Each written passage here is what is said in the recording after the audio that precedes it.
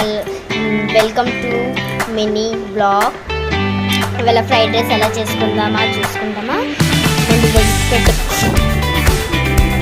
పెట్టుకున్న వెజిటేబుల్స్, దుంప ఒకటి, ఇంకా 2 ఉల్లిపాయలు, పచ్చిమిర్చిలు 5, ఉల్లిపాయలు 3, క్యాప్సికమ్ 1, ఇంకా గాజర్. ఇవన్నీ కోసుకుందామా ఇప్పుడు. చూడండి, ఇప్పుడు కోసేసుకున్నాం మనం వెజిటేబుల్స్. బంగాళదుంప, క్యాప్సికమ్, గాజర్, పచ్చిమిరపకాయ, ఉల్లిపాయలు, దుంపలు. ఇవన్నీ నూనెలో వేసుకొని ఫ్రై చేసుకుందాం. ముందుగా కళాయి పెట్టుకొని వేడైన తర్వాత నూనె పోసుకున్న తర్వాత వెజిటేబుల్స్ పోసుకున్నాము.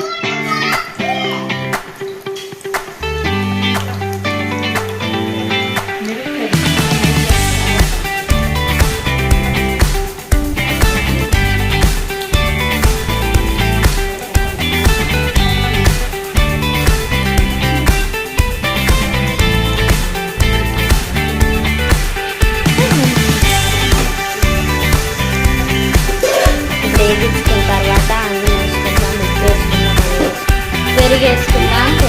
కొంచెం పెరిగేసుకుంటే బాగుంటుందండి. ఇలా వేసుకోవాలా. దాని తర్వాత కొన్ని మిరపకాయలు కోసుకుందాం కదా, అవి వేసుకొని బాగా ఎత్తుకుంటే బాగుంటుంది.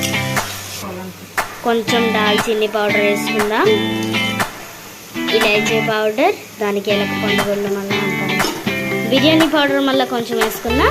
మీకు టేస్ట్ బాగా వస్తా. కలుపుకుందాం. వేసుకొని కలుపుకుందాం.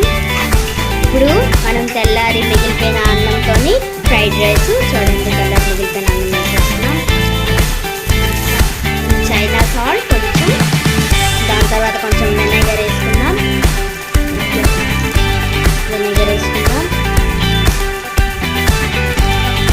ఇప్పుడు మనం అన్నీ వేసుకున్న తర్వాత మిక్సింగ్ చేస్తాం. ఇప్పుడు మన ఫ్రైడ్ రైస్ రెడీ అయిపోయింది. ఇప్పుడు వేసుకొని టేస్ట్ ఎలా ఉందో చూద్దాం.